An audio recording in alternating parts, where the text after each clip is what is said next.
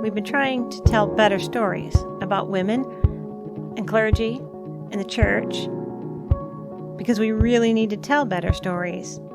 Instead of just complaining about it, what if we flood the airwaves with something different?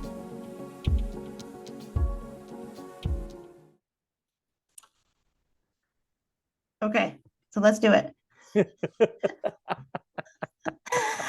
Hey, I am not a fiction reader.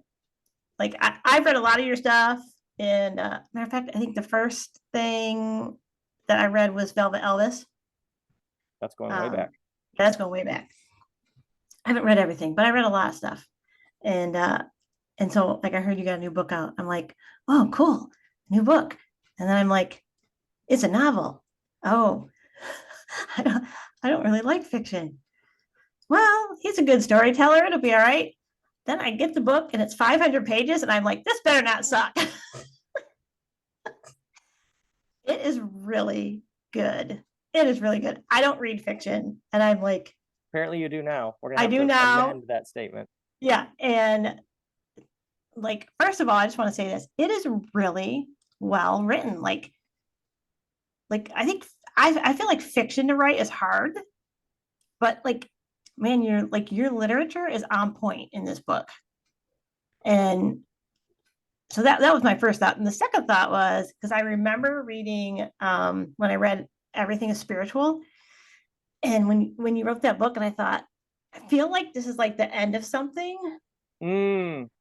And I'm like, well, now what's he gonna do? Because like you're not gonna write another Love Wins, you're not gonna write another Velvet Elvis. Like it like felt like it was like the end of this era. And I'm like, well, now what's he gonna like? Where's he gonna go from here? And then when I read this one, I'm like, oh, that makes sense. Like it Isn't was it like, interesting how it strangely makes perfect sense right? in the most upside down, counterintuitive sort of way. You're Yeah, like, wait, what? Huh? And then, yeah, okay. yeah. It was like, oh, of course he would write this next. Like this makes sense, right? And you know what I one of the things I really appreciated was how you, especially like early on in the book, you you tag backwards to a lot of your work. You know, like I hear references to some stuff that you did. I'm not aware of that. What's interesting in the storytelling. Oh, really? That's why part of the fun of doing these interviews is people being like, oh, I see what's going on there. And oh, do tell me. Because it only works to set aside any like point making. That doesn't work because you're the reader. Like a movie where it's clear what the message is, you're like, oh God, please. We'd say it's on the nose, or it's so literal, or it's like heavy-handed. Right. So it only works almost like a connection with the subconscious. You're just caught up in something and you're just following it. And then later, like talking with somebody like you, oh yeah. I mean, some of the things I'm like, oh yeah, that I know where I get that. But most of it, I'm like, I can't, it's like not the gear. You can't be in that gear to come up to follow the story of like, this is my point here. Doesn't work. Isn't that fascinating? Yeah, that is interesting because I would have just assumed you did that on purpose. Like the trampolines. Oh yeah, completely. Just I don't know why. What's in this tube? Oh, a whole bunch of trampolines. Well, yeah, I would never have connected that with Velvet Elvis. I think maybe somebody, it literally takes somebody else to point it out, to be like, oh, trampolines, that's a thing. Well, that opening scene in Velvet Elvis, right, where you're talking about the trampolines, but then you're in this tube in this story. I hope people go out and read the book now, because otherwise this won't make sense. But it's like, you just got to go all the way into the Inside Baseball for your listeners. You just got to go into Inside Baseball and then just have people enjoy listening to a story. They have no idea what's going on. Yeah. Well, I'm like, okay, that makes sense. You're in this tube, you're transitioning from one place of life to the next, which I don't know, for me it connected. I'm like, oh, I see where he's going with this, which obviously did not matter to you. But because it's interesting now that you say that, what he's struck with is how there's some sort of grief deep in his bones that he did not leave behind. He almost has this like moment of jealousy with the other. It's like he's realizing early on, oh, I have all this ungrieved grief. But he notices it as like a gravity, a feeling. But he can't make the connection. He just has the sense like they have a lightness I don't. But Right. it's too early, too young, too whatever it is, where we might know something conceptually, but actually integrating it. Well, for him, obviously, like decades of that's a really interesting. Wow. That's what I mean by the subconscious. All these your deeper self is pulling all sorts of imagery that it's like, well, maybe that's how a dream works. Like, I was asleep, and how in the world did some part of me take that person and that image and that event and that substance and put them all in the same scene? What? Right. And yet it means something. Right. Okay. Now I listened to the episode. We talk a little bit about where you came from, but will you tell that story? Because I love that story of like, where did this come from? Yeah. Where do any ideas? Well, yeah, from? But yeah, like in the middle of the night, somewhere between, that you're not fast asleep and you're not fully awake. You're almost like somewhere in between, like this image of a guy asking this other guy, "Where'd you park your spaceship?" And I remember immediately, well, how does this guy feel about this question? Oh, he does not like this question. That came in really strong. Oh, and then there's like a little notepad in the clothes closet where I would jot, like, "Don't forget the eggs." And I remember just writing it down in the morning. "Where'd you park your spaceship?" This guy. What's that guy's name? Keen Grubers with a dash after the GRU. What's the other guy's name? Dill Tud. Oh, fascinating. Well, wait, spaceship. Are they not on Earth? No. Where are they? Firdus. Well, how do you spell it? Fird. That went on for weeks until like that little notebook was just full. And I had written some books, so I knew how much you need to start writing. There's like a moment when you can start typing. And this was also interesting because I had loose ideas up ahead of where it would go, but it was probably, well, now that I think about it, I probably just said something a couple weeks ago differently. I probably had 10% or something, 13% of what I thought would happen. And then the rest is discovery. That's what made each day. So my other books, I know where it's landing. Right. Like it's almost like a thesis or an argument. Idea A, idea B, idea C, and they have to flow together, and the one has to follow the other. So it's a very particular kind of cognitive. Your brain is working in a very particular way because it's trying to line up all these concepts so that they all. So this was like this was the opposite of that. This was like getting lost in something. Yeah, it was like, oddly enough, coming home in a way. So very powerful. Yeah. So that scene with Haynes and Dill Tud asking him that question, right? So that was like where you started from, and then everything kind of. Yeah. So here's what's interesting. So that guy asked the guy a question. So then it goes in like a concentric circles. It went backwards. Well, how did we get to that moment? And then, well, how did he respond? What happens next? And I'm telling you, the first time, where is it? The first time I got the proof back and held it in my hand, and I remember going through it, and when I got to that question, it's like spatially like the middle of right. I mean, that's just whew. Yeah. Once again, I no longer know how things work. I'm just here for the ride. I'm just along for the ride. Unknowing, not knowing is my friend. So I was talking to another author a few days ago, and she was talking about writing out of lived experience, which just following the other work and listening to the podcast and stuff. So you can kind of tell that a lot of this is coming out of lived experience. So like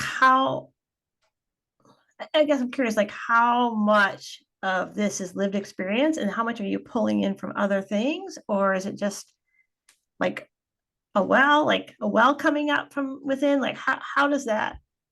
Yeah. It's in many ways I have no idea. I mean, like Kristen, like would read it and be like, "Oh yeah, I see where you got. I remember where you got that." Like that joke or that thing about architecture. I could probably go through and there are things where I'd be like, "Oh yeah, that's." I could kind of see what I was sometimes just explicitly what I'm drawing on. And a friend of mine was like, she's like, is such and such character named after me? And I was like, no.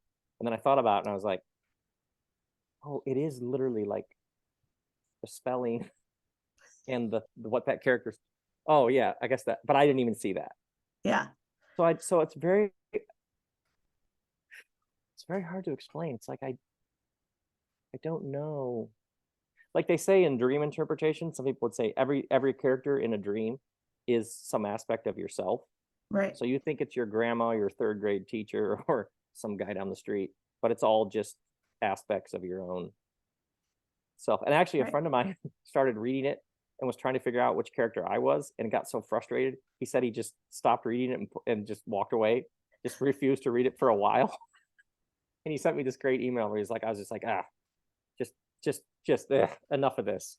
And then later picked it up and was like, oh, all the characters, or he just had to like, that was like the wrong question he discovered to be asking. Yeah, I don't know. It's very interesting. And obviously there's all sorts of grief. A lot of people have pointed out in the book, sadness that, yeah, I would say ungrieved grief. Mm-hmm. Yeah, I was very upset with you about Goja. I was too. Oh man. She broke my heart. I was invested in that character. So was I. Wow. And you just, it just flowed that way. You just felt like that's where it had to go. I don't know how would I say it? I think for years I've gone around the world telling everybody everything's going to be fine. And everything's great. Look at this. Look at the upside. Yeah. New birth, new life, rebirth. And there was something was like, no, sometimes people die. Yeah. And there's no reason. And there's in the moment there's no upside. It's just they're gone. I think there was something almost like a counter to earlier Rob's. Like, yeah, that was great. Very helpful, very helpful. Also, this happens.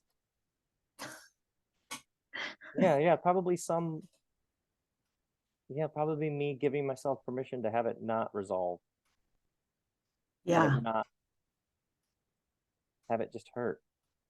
And not like the spiritual teacher impulse is to stand like a half step outside of the experience and to be showing you this is the pattern, this is what's happening, orientation, disorientation, reorient, whatever the thing is you're trying to help people. This is how you walk through this. This is how this works. This is an ancient tradition. Here's a psalm. Here's a poem. Here's Rumi. Like, and I think something about it for me was healing the how'd I say it?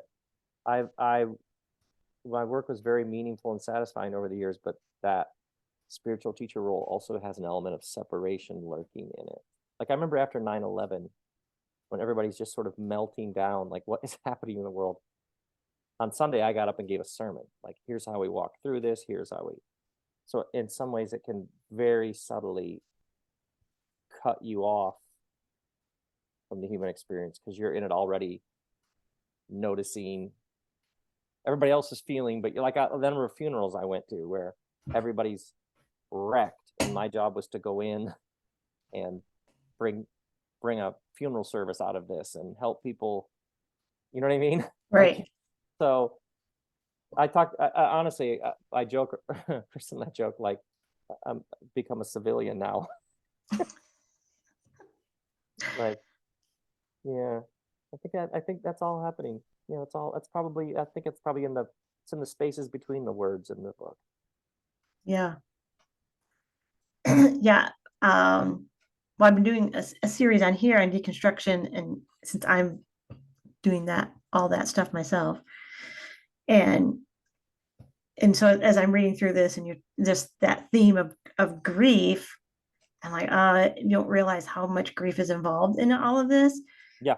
But then when we get to you got to that scene where there's this breaking all the sticks.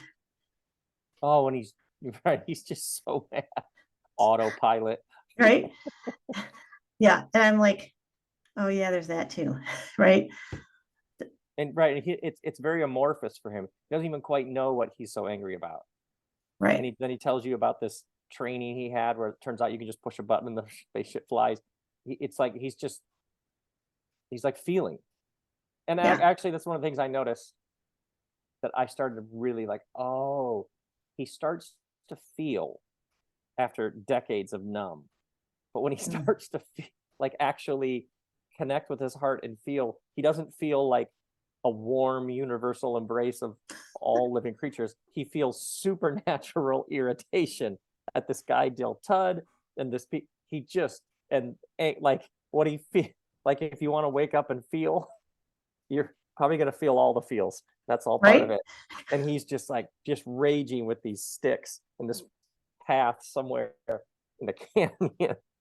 Just like, is this what feeling is? I think maybe numb. No wonder I like to be numb. Yeah. So what surprised you the most about writing this book versus any of the others?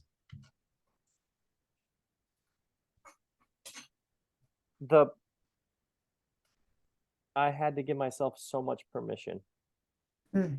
And the trap is literally going around the world giving people permission slips. Follow your heart, innovate, see where it leads.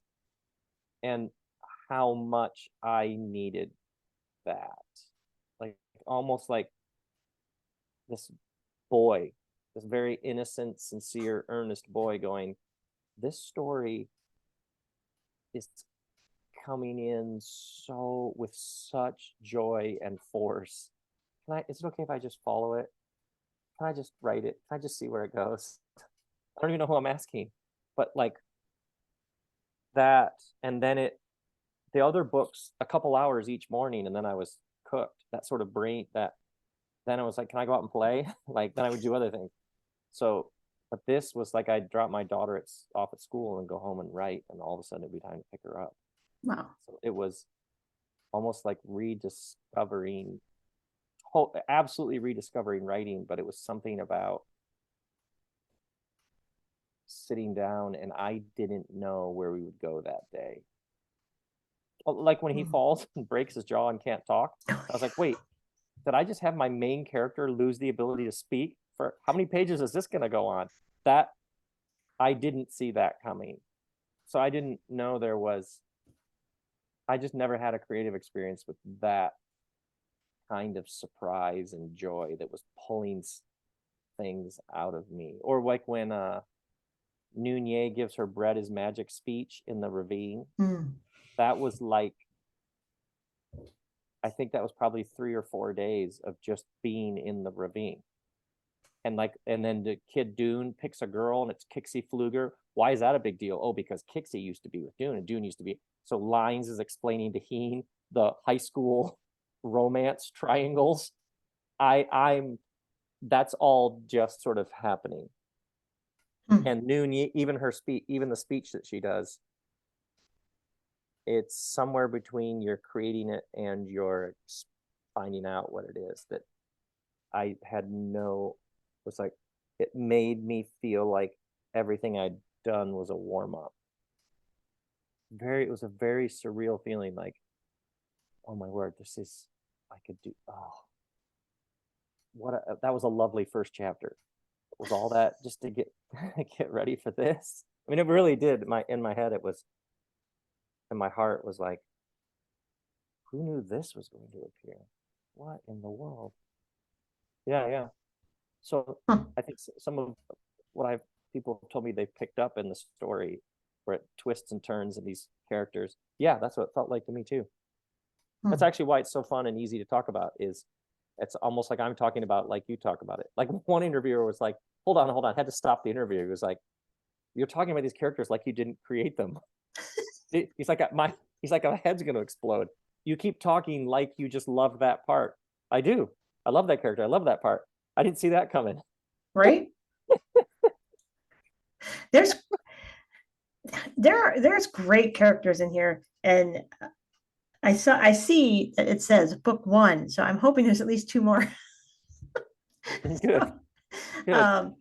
Yeah, you have some great characters in there, and you also do a really good job of helping us to be not like some of the characters. Like who?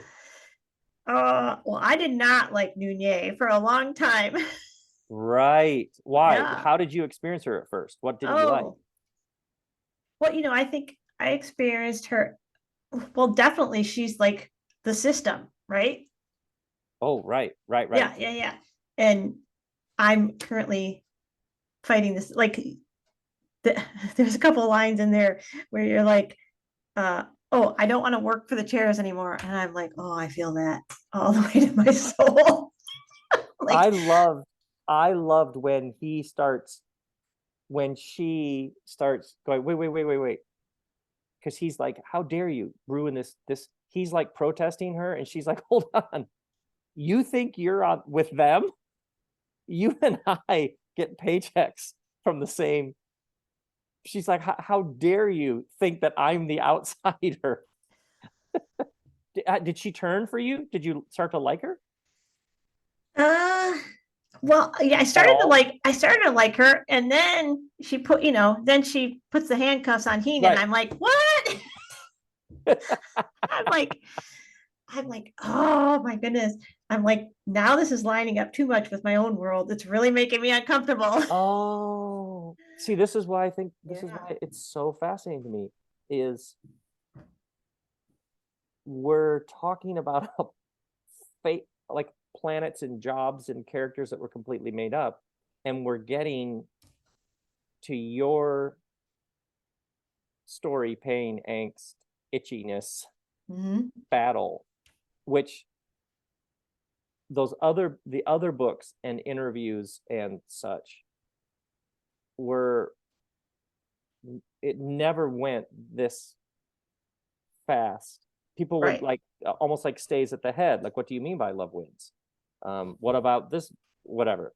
So what's fascinating to me is to create just to make up a world in the future. And every interview, people want to talk about loss, joy, connection, location, like what you're talking about. Fiction has this way of reading us. Because I did lots of books that were right down the middle. This is my point. This is what I'm saying. This is my example. This is what I just said. And it's fine. But then we find out more about you from your reaction. You find out more about you from your reaction to Nunez. Right? I know. That's fascinating. I know. I just left the church I planted 13 years ago. I just left it a month ago. And so that's the scene with the bread, and then they all hold up the bread. And I'm like, I'm crying because I'm like, I don't know if I'll ever do communion again with people with a body, and I'm like, it's horrible. Yeah. Wow, I'd never even I'd never even connected that with communion. Yeah, that never crossed my mind. Yeah, there's some good stuff in there. I'm like, and then when you get on the when he gets on the goes to get on the spaceship, and he says, I don't recognize my planet anymore. I'm like, oh, right. Yeah. He's like leaving. Yeah, that feeling like his life there is over. And right, and like he wants this out. And he gets it out. Yeah. Whew. Yeah. That was a good one. I'm like, that one's gonna be up there with in Forrest Gump when he says, sometimes there's just not enough rocks. Right. Yeah. I'm like, I'm gonna be hearing that line for a long time of I don't recognize my planet anymore. Yeah. Right. There's like this familiarity, unfamiliarity. Yeah. You do have a couple more books coming, right? You do leave us with a little bit of cliffhanger there at the end. Good. Yeah. So, Good. um, okay. Who do you relate to more, Heen, Noonye, or Diltud? Oh, I love them all. I just love them.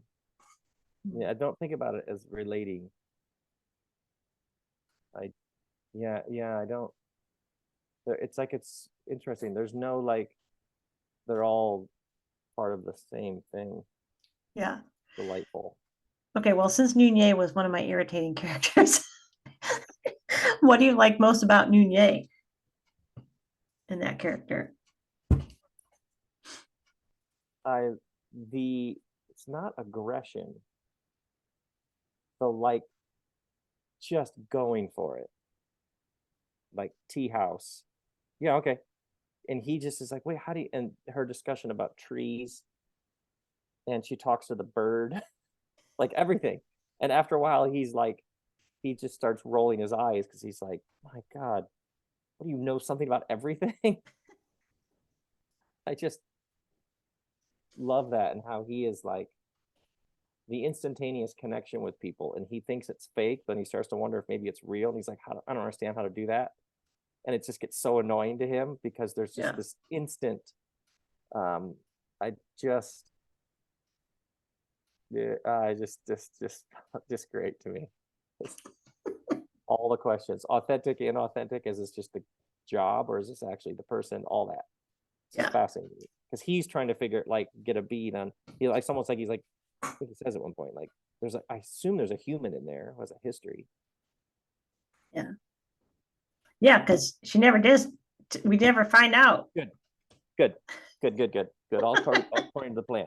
Mhm. Good. Well, that's why you gotta have Her another one. being super opaque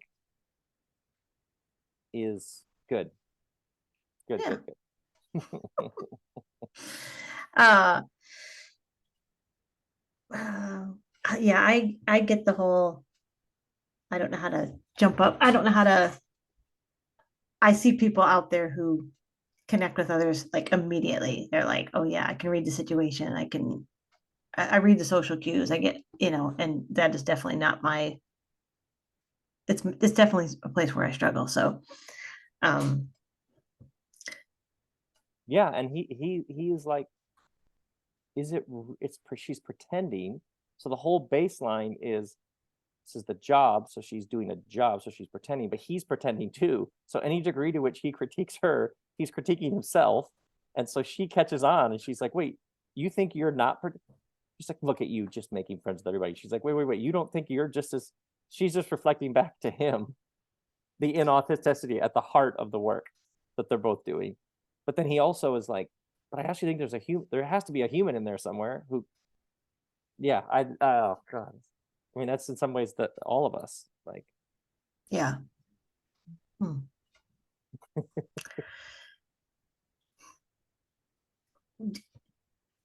What I was gonna say, I know what surprised you the most about writing the book, but like, what surprised you most about um, the grief that came out of this book? Like grief showed itself so clearly in the book. I mean, maybe you didn't intend for that to happen, but it did. Yeah. I had this. I remember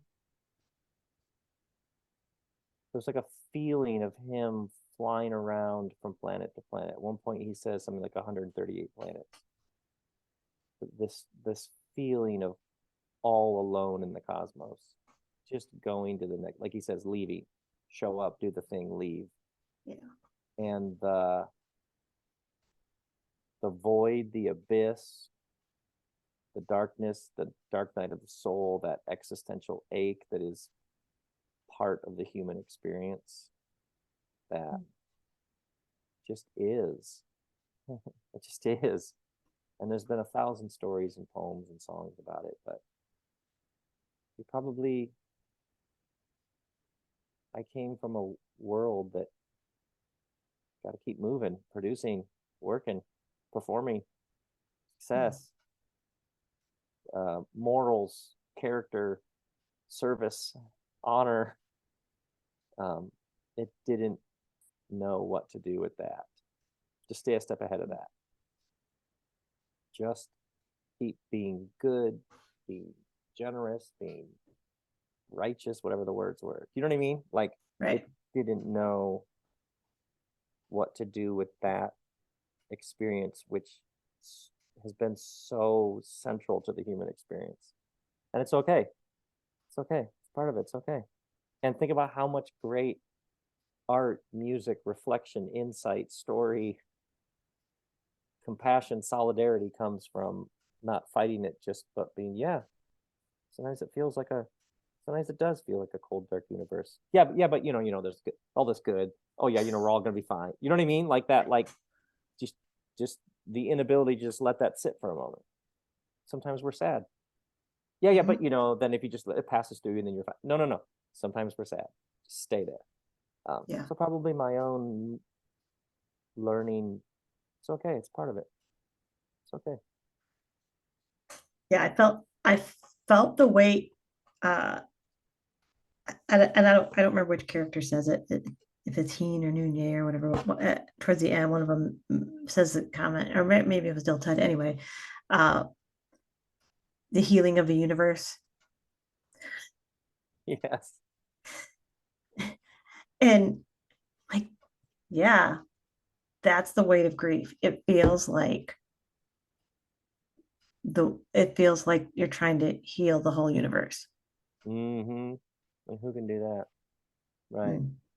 Mm. Even Bournes, who's this just larger than life father, is just having a meltdown because his kid wants to build a house 10 feet away. I just love you can do it all right, and you're still having a meltdown about something in your head that how it was supposed to be, and it takes Lanzing going, this sounds perfectly rational, and even him going, I never realized there might be a downside to living in. Like all of us, we're working so hard to do it right, and then you still like never saw that one coming. So just letting go of that whole thing is letting go of that desperate need for it all to go a particular way and loving it for what it is. Yeah. And that is the hardest part. I think I appreciated, that is the one part I did appreciate about Noonye was you should breathe. Right, because she also, strangely enough, seems to have a genuine, like, I just love that they seem to have some sort of connection that like you're like, wait, this is never gonna work. And yet she like is like, no, breathe. Like she actually has some sort of care for him. Yeah. And he has he keeps going, God, I just hate her, but man, she's great. He's just so reluctant, like she really is like an extraordinary person, but God, I hate her, but man, she's great. I just love that we're laughing about that. Yeah. I think we all have people we'd love to hate them if they weren't so dang nice. Right. Yeah. And my kids have helped me. Like, it's okay to be sad. Yeah. They've taught me a lot about emotion not being good or bad, just being emotion. It's telling you something. And like as a parent, no, I just wanted you to have the best life. It's okay to be sad. It's okay to be sad. So just coming to feel all the feels.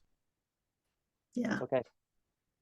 Yeah, it's probably helping me see that that's probably something that's happening, something that it's just there's everybody's having all these feelings in this thing. And even at the end, when you find out that Dill Tud has like these vast reservoirs of resentment, and where did that come from? And he's like, talk about, he's out to take down the system. Like he just seems like almost like he's got a head injury. He's just this weird staccato, strangely dressed man. And you find out, oh no, something happened.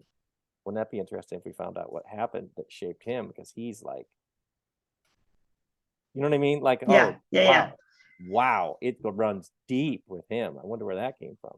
So Yeah, his rant, I resonated with his rant.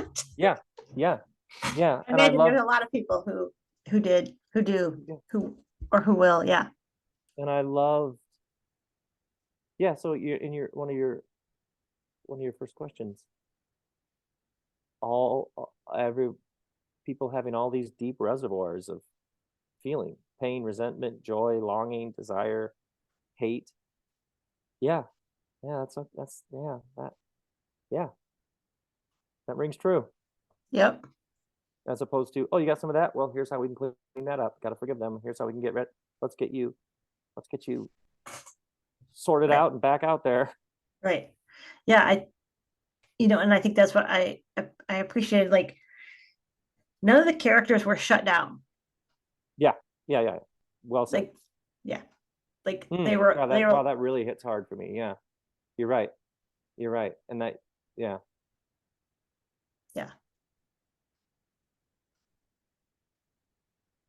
And what's interesting as a reader is it's almost like they're like release valves. Like we love it. We don't Mhm. want it. Like you think about like somebody recommends a show for you on whatever Netflix and you start watching it and then you get bored and you stop watching and they're like, hey, did you check out that show? And you're like, yeah, I just couldn't get into it. Generally, reason why we couldn't get into it is because there wasn't enough conflict. Like Mm. we're like what's who nobody seems to want anything and there doesn't seem to be anything in the way of what the people want. So I'm out. I'll find another show that creates a proper level of anxiety. You know what I mean?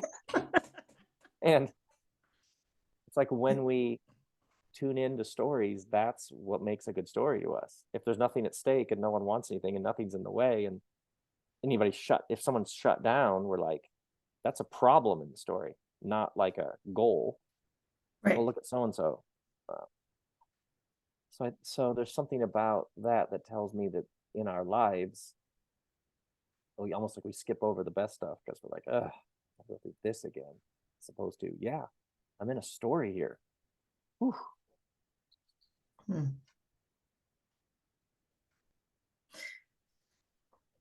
All right. Well, I have a book hangover now. I said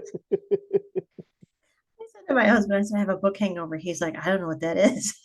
He's like, I'm like, it's a thing. Trust me, it's a It's a thing. thing. I'm like, I need to go back. That's probably why I don't read fiction. The last fiction book I read was 3 years ago, and it was still Alice. And it took me so long to recover. I need to reread this book again, but I definitely need to recover for a little while before I reread it. Oh my word. Um, so anything you want to say? Like your own thoughts or questions you have about the book or That's just like you never know what's going to arise in your life.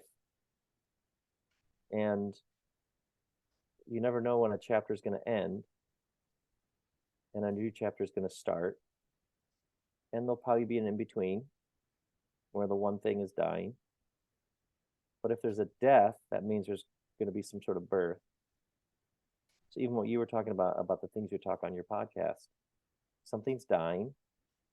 Yeah, there's a direct relationship between grief and imagination. It's like allowing what was to properly pass through you. It's like you let go of what was, which is what then opens you to what wants to be next. And so yeah, don't fight the grief. I picture it like waves, let it pass through because that's where the imagination and you have no idea what may come rushing in. And like I do here in Ojai, people come and we sit for 2 days under these trees and people bring their question about their life. And then I ask them questions about their question. And I just watch people get clarity. And it is absolutely the most wondrous thing. And the people are all from different backgrounds. I don't know anything about the person sitting across from me. So I hear their name, So everybody is meeting this person for the first time, and people just like from all these different backgrounds. But when someone starts talking about listening for what's coming, what's new, this is what we're all doing. So instantly it's just humans without any structure or institution, just listening and watching each other find clarity. And generally, oftentimes there's grief, and you can see it as soon as like the tears come, or the person realize, oh, that's over. Yeah, have you grieved that? No, I haven't. Oh my God, you're right, so many tears. Yeah. And then I literally have watched so many people go, wait, I know what's next. And it's how it works. So yeah, who knew that this would arise?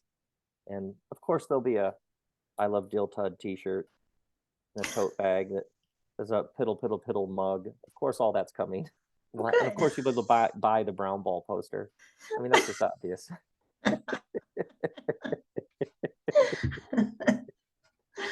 I have a friend that says curiosity, curiosity and asking questions. And he said the root word of curiosity or curious is to cure. And this idea of asking questions is what brings us healing. Yes, that's good. Yeah. I've never made that connection. Yep. Yeah. And I think that Chris, there's several places in the book where people say to Heen, oh, you ask a lot of questions, you ask a lot of questions. And I think that's partially why this book is so healing, because there's always questions. They're always asking questions and more questions and more questions. And it's like it's invited and encouraged, ask those questions, which is ultimately absolutely, because you get answers. And that's the thing when people are like, oh, it's all just a bunch of questions. No, if you're serious and you ask questions, then you get clarity, and you follow the clarity, and new life arises, and then new questions will arise, and you'll follow those. But you do get, like, the number of people I've noticed who are like, oh my God, I have always been a healer. What was I doing? What was I doing as an accountant? That was fine. I'm very good at it. But I remember just recently a guy who worked a very technical job with lots of people who reported to him. He said he was often triple booked during the day, 3 different appointments booked at the same time, managing this whole team. And he said, all I care about is sitting across from the people who work for me and hearing how they're doing. And we watched him realize he was that there's something called hospice, where you sit with people in the most difficult loss of life situations. And he was like, oh, that sounds like a dream job. And we just watched this guy realize, what am I doing? Why do I have a whole team of people? I would like to be over in that space. Like, just realizing a whole thread, a whole life. He just wants to walk with people through difficult things. But like, oftentimes there's a thread in there. There's something, oftentimes it was set down in childhood because somebody said, you can't make money doing that. That's not legitimate. That's not high enough success, whatever. But yeah, you start asking these questions and you discover probably who you've been the whole time. Yeah, it gets very interesting. Yeah, it does. Yeah. So when's your next hi? You've got a couple coming up, don't you? There's one in December. I think it's full, but January, February, March, April, I'll be under these trees. That'd be nice. And there won't be any snow. No, we sit outside. And the people from cold climates always sit. We sit outside because they always sit in the direct sun. They'll just be the people in shorts and a t-shirt just sitting there, direct sun. The rest of us might be a little bit in the shade, but they'll just get blasted. It's the best. That's where I wouldn't be in the direct sun, because the sun just has to barely pass over me and I get burnt. But I I might be in shorts. So Yeah. yeah. You wouldn't be the Yeah. only one. Yep. So, man, this has been exciting. Thank you so much for doing this. Well, thank you so much for having me on your podcast. Yeah. There was all kinds of things you said that I was like, ooh, that's good. I hadn't thought of that. Yeah. I love how this works. Me too. Well, have fun picking up your daughter. Thank you. Thank You're you. Great to welcome. meet you. Great talking to you. Yep, too. Bye. Enjoy the fiction. I will now. All right. Bye-bye. Bye.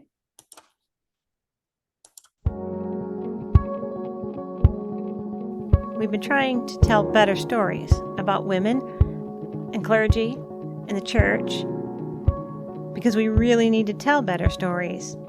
Instead of just complaining about it, what if we flood the airwaves with something different?